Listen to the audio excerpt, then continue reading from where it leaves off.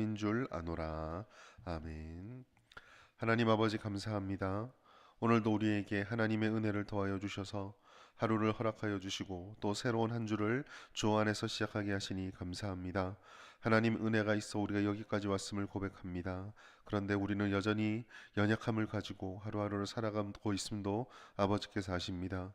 우리의 생각과 말과 행동 속에 하나님이 기뻐하지 않는 모든 죄와 허물과 연약함들을 불쌍히 여겨 주시옵소서. 하나님의 말씀을 온전히 따르지 못하고 주님이 기뻐하지 않는 죄악 속에 있었음을 용서하여 주시고 예수의 피로 깨끗이 씻어 주시옵소서. 그리하여 우리의 매일의 삶이 하나님을 더욱더 알아가고 주님을 더욱더 닮아가며 하나님께로 향하여 나아가는 발걸음이 되도록 주님 우리 가운데 함께하여 주시고 우리를 인도하여 주시옵소서. 하나님 아버지, 이 세상 속에 복음의 소망, 하나님의 소망이 가득 넘치도록 주님 역사하여 주시옵소서. 우리 눈으로 바라보는 수많은 혼란들과 많은 어려움들을 우리가 붙잡고 또 깨닫고 해결되게 하기 위하여 기도하고 있음을 주께서 아십니다. 그러나 하나님, 여전히 이 땅 가운데 온전한 소망은 오직 하나님밖에 없음을 우리가 고백하오니 하나님 이 땅 위에 구석구석 주님의 다스리심과 은혜들을 부어 주시옵소서. 위정자들의 마음속에 하나님이 주시는 공의와 진리에 대한 두려움을 허락하여 주시고 주어진 모든 권력들과 기회들을 잘 사용하여서 아버지 앞에 귀하게 쓰임받게 하여 주시옵소서.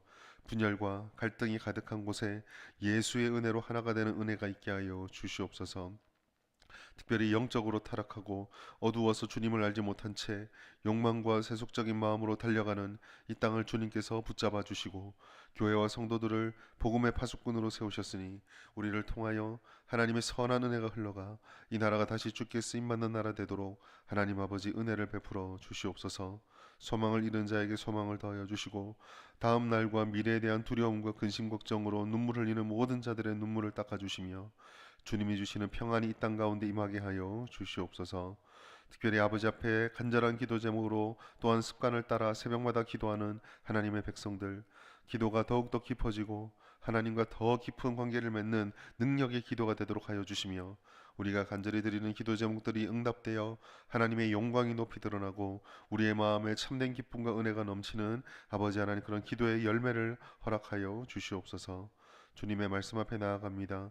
늘 우리가 듣고 흘려보내는 말씀이 아니라 듣고 마음에 새기고 생각을 바꾸고 우리 말씀과 기도에 따라 인생이 변화되는 놀라운 능력을 허락하여 주시옵소서.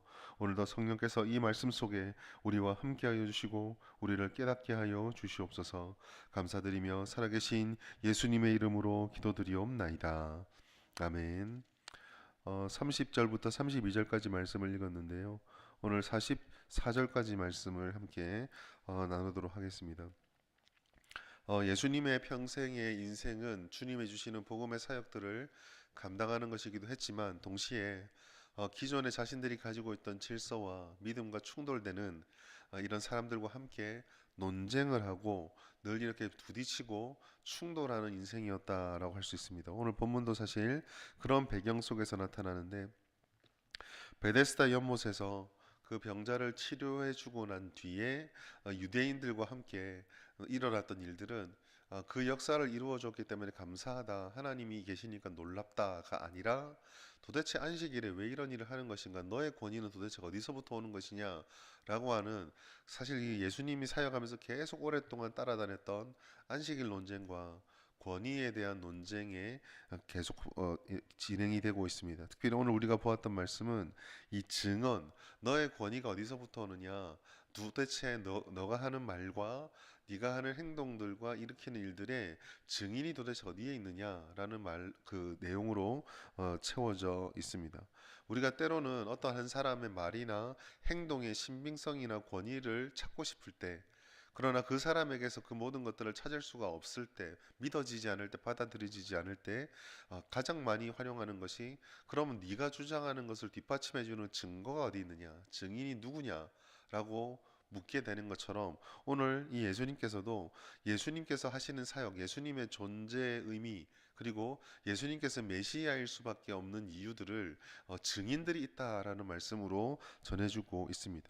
내 말이 내가 주장만 하는 것이 아니라 내가 하는 모든 행동들이 증인에 의해서 뒷받침을 받고 있다라고 말씀을 합니다. 그런데 그 말씀이 이 증인이 일반적인 사람의 증인이 아니다라고 먼저 못 받고 있어요.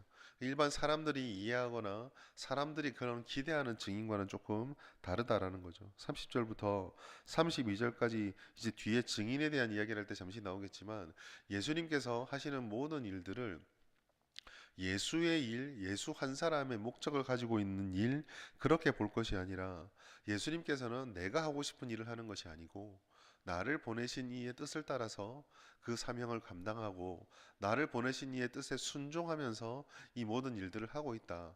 심판을 하든 증거를 일으키든 하나님 역사가 일어나든 그 모든 것들이 하나님에 의해서 하나님이 보내신 자로서 하는 것뿐이다라고 먼저 전제를 하고 세 명의 증인, 세 증인을 언급합니다. 첫 번째로 세례 요한입니다. 33절부터 보시면 요한에게 사람을 보내어 요한이 진리에 대하여 증언하는 것을 너희가 확인하고 있다라는 말씀을 전하고 있는데요. 처음에 세례 요한이 왔을 때에 유대인들이 가졌던 첫 번째 기대는 우리가 오랫동안 기다렸던 그 메시아가 아닐까라는 생각을 하였습니다. 그래서 그런 기대를 가지고 찾아오는 사람들에게 요한은 성경에 있는 진리의 말씀은 전해 주었지만 내가 메시아가 아니라 내 뒤에 올 자가 있다라는 증언을 하고 있죠. 끊임없이 요한은 하나님이 이런 분이시다라는 증거하며 메시아가 있다라는 진리를 계속 전해주고 있습니다. 첫 번째 증인이 이 바로 세례 요한이다. 너희가 세례 요한을 그렇게 존경하고 세례 요한을 그렇게 신뢰하는데 그렇다면 세례 요한이 나를 증언하다는 것을 증언하고 있다라는 것을 깨달아야 된다라고 말씀을 하십니다. 두 번째가 이제 하나님입니다. 37절에 보시면 나를 보내신 아버지께서 친히 나를 위하여 증언하셨다라고 말씀하고 있습니다. 그 앞서 보시면 그러한 증언의 특징 중에 하나가 요한이 가지고 있는 증거보다 더 완전한 증거가 증언, 그 진리가 예수님에게 있고 요한이 행하였던 세례의 사역을 넘어서는 놀라운 표적들과 이적들이 예수님을 뒷받침하고 있기 때문이죠. 구약 성경들의 말씀을 통해서 그리고 우리가 복음서를 읽을 때마다 늘 익숙하게 접해 들었던 것처럼 성경에서는 요한복음뿐만 아니라 복음서에서는 예수님이 전해 주시는 구약의 말씀들이 선포되고 복음이 선포되고 난 뒤 앞뒤로 늘 이 권세에 있는 가르침에 뒷받침을 해 주기 위해서 표적들이 있었습니다. 물론 그 표적들은 제자들이 예수님을 그리스도라는 고백을 하는 순간부터 사라져 버리긴 하는데 빈도가 확연하게 줄어들긴 하는데 어쨌든 이 표적들과 구약의 말씀들이 계속 하나님께서 예수가 그리스도라는 것을 증언하고 있다라는 거죠. 그리고 여기서 조금 더 떼서 세 번째 증인 39절 보시면 너희가 구약을 연구하고 말씀을 연구하는데 그 성경이 바로 나에 대해서 예수에 대해서 증언을 하고 있다라는 것입니다. 성경을 제대로 읽고 성경을 제대로 연구하고 있다면 그 성경이 예수에 대해서 계속 말씀하고 있는 것을 모를 수가 없고 성경 자체가 증인이다, 증언이다라는 것을 우리에게 말씀하고 있죠. 사실 이 세 가지 증언 중에서 우리는 세례 요한의 증거를 더 이상 듣지는 못합니다. 직접적으로 듣지는 못합니다.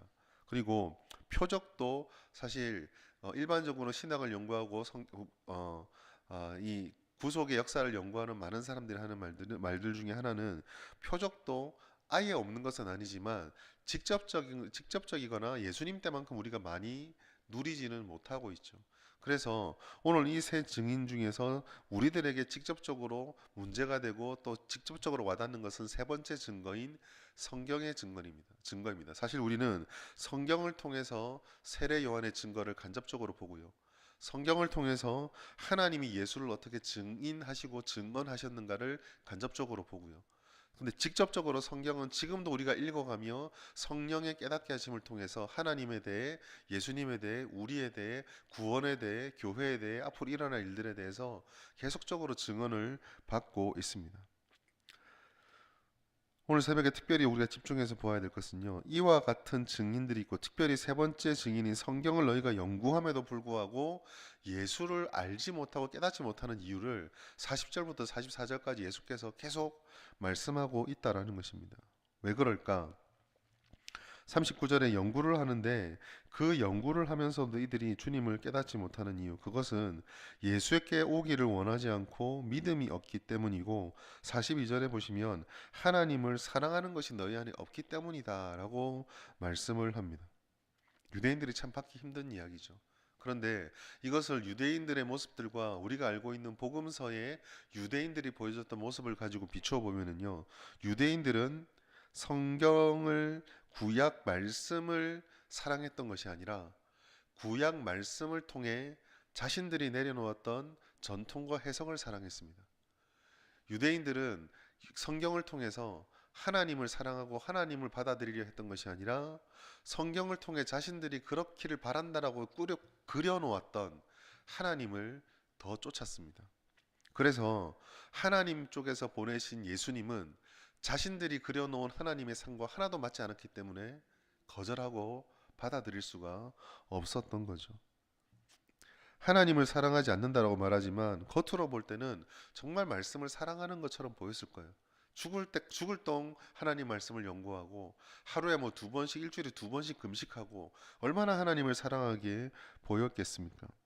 그러나 이들은 말씀을 연구하지만 하나님을 중심에 두지 않았고, 44절에는 그래서 뭐라고 표현했냐면, 너희는 하나님의 영광을 말씀을 통해 보는 것이 아니라 서로의 영광을 취한 뿐 하나님으로부터 오는 영광을 원하지는 않는다라고 말씀을 합니다. 여러분, 우리가 사랑에 대해서 생각해 볼 때요, 사랑이라는 말 속에 담겨 있는 기본적인 개념은요, 이타성입니다. 이타적이다는 말, 다른 사람을 위한다는 것은요, 사실 굉장히 어렵죠. 우리가 평생을 연구하고 평생을 애를 써도 도달하기 힘든 점입니다. 왜냐하면 이타적이라는 것은요, 다른 사람에게 내가 이타적으로 가진다라는 건 그 사람이 정말 내 생각으로는 도무지 이해되지 못할 행동을 할 때에도 그럴 수 있겠지라고 받아들일 때까지 가는 것입니다. 쉽지 않거든요. 우리는 다른 사람을 사랑할 때에도 내가 이해하지 못하는 반응으로 돌아올 때 우리의 생각은 어떠냐면, 내가 이렇게 사랑을 얘기하고 사랑을 얘기했는데 저것밖에 못하나?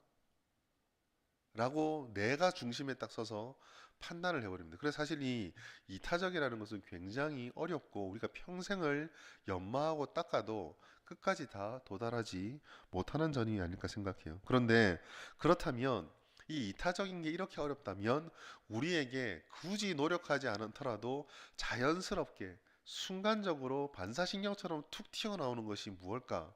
바로 자기 중심성입니다. 오늘 말씀 보시면은요, 말씀을 연구하고 하나님을 그렇게 쫓아간다고 자부하는 유대인들을 하나님께서, 예수님께서 뭐라고 고발하냐면, 하나님이 주시는 주님의 말씀을 사랑한 것이 아니라 하나님이 주시는 하나님의 영광을 사랑한 것이 아니라 너희가 원하는, 너희가 바라는 영광을 사랑했다고 말해요. 그게 43절에 뭐라고 표현했냐면, 나는 내 아버지의 이름으로 오니까 너희가 영접하지 않았는데 만일 다른 사람이 자기 이름으로 오면 영접한다라고.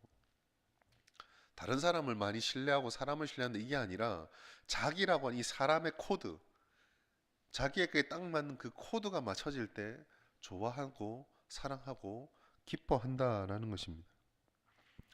익숙한 관습과 전통, 자기 중심성이 여전한 자신을 믿는 자기 확신은요, 말씀과 진리, 하나님을 중심에 둔 신앙과 정면으로 부딪힐 때에 늘 그 정체가 드러나고 고통스럽고 힘들게 될 뿐입니다.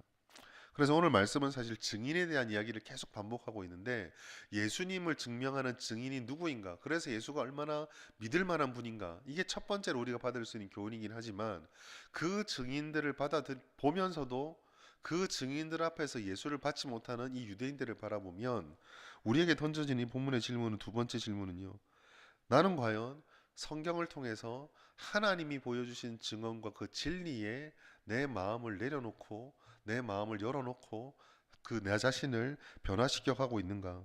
내게 굉장히 익숙하고 내가 판단하고 내가 이해하고 싶은 대로가 아니라 하나님의 말씀의 권위, 하나님의 권위가 나보다 더 중요한가? 내가 가지고 있는 내적 확신, 나의 오랜 습관들, 내가 좋아하는 이런 것들보다 하나님이 더 나의 삶의 신앙의 중심이 되고 있는가를 우리는 말씀을 통해서 보아야 한다라는 것입니다. 여러분 구약의 말씀도 그렇고 특별히 이 신약에서 예수님의 모든 걸음들을 대적하고 방해하는 유대인을 보면 참 밉죠. 그런데 여러분 우리가 이 유대인들을 바라보면서 정말 교훈을 가져야 될 것은요. 예수님을 대적할 때 유대인들은요 하나같이 전부 하나님의 이름으로 했다라는 것입니다. 하나님의 이름으로 예수와 논쟁하고 하나님의 이름으로 예수의 가르침을 정면으로 반박하고 그리고 하나님의 이름으로 예수님을 십자가에 못 박았습니다. 자기 중심의 신앙과 말씀 중심의 신앙이 얼마나 극과 극으로 갈라지는지 똑같이 하나님을 이야기하지만 똑같이 제사를 드리고 똑같이 신앙생활을 하지만 이 작은 차이가 어떤 결과를 가지고 오는지를 우리는 말씀을 통해서 보게 되는 거죠. 그래서 오늘 우리가 이렇게 또 새로운 한 주를 시작하면서 함께 기도해야 될 제목은 바로 여기 있습니다. 주님, 우리가 또 주어지는 이 한 주를 신앙으로 살아갈 텐데 이 신앙으로 살아가는 삶이 나의 내적 확신, 내가 오랫동안 세웠던 습관을 반복하는 것이 아니라 주님의 말씀을 붙잡고 하나님의 증언을 내 마음에 믿어가며 주님 말씀을 더 알아가고 하나님 말씀에 더 순종해서 하나님 편으로 더 가는 그런 걸음이 되게 하여 주시옵소서라고 기도해야 하겠습니다. 오늘 말씀을 통해서 증인을 이렇게 많이 보고도 예수를 버렸던 유대인들이 아니라 그 증인을 붙잡고 예수에게 더 가까워지는 오늘 하루, 또 우리 한 주의 삶이 우리 모든 성도들의 삶이 되시기를 예수님의 이름으로 축복합니다. 말씀을 놓고 기도하겠습니다. 주님, 우리의 내적 확신, 우리가 원하는 마음이 아니라 하나님을 더 깊이 알아가고 말씀 중심으로 주님을 쫓아가는 우리의 한 주의 삶이 되게 하여 주시옵소서. 주님과 더욱더 가까워지는 삶, 하나님 은혜를 베풀어 주시옵소서. 말씀을 놓고 기도해 주시고 오늘 예배를 위해 기도하겠습니다. 습관적으로 반복하는 예배가 아니라 하나님께 영광이요 우리에게 주신 주님의 은혜를 온전히 누리고 깨닫는 하나님이 주시는 복된 예배가 복된 주일이 되게 하여 주옵소서. 모든 예배마다 예배를 섬기는 손길들 그리고 선포되는 말씀 위에 성령의 권능과 은혜와 기쁨을 더하여 주시고 또 여러 모습 여러 모양으로 교회 구석구석에서 주일을 섬기는 모든 이들을 주님 은혜를 내려주시고 기쁨이 넘치는 주일 되게 하여 주시옵소서. 주일 학교의 모든 예배 가운데도 하나님의 영광과 권능을 부어 주시옵소서. 기도해 주시고 마지막으로 각자 기도 제목으로 기도하신 후에 안녕히 귀가하시겠습니다.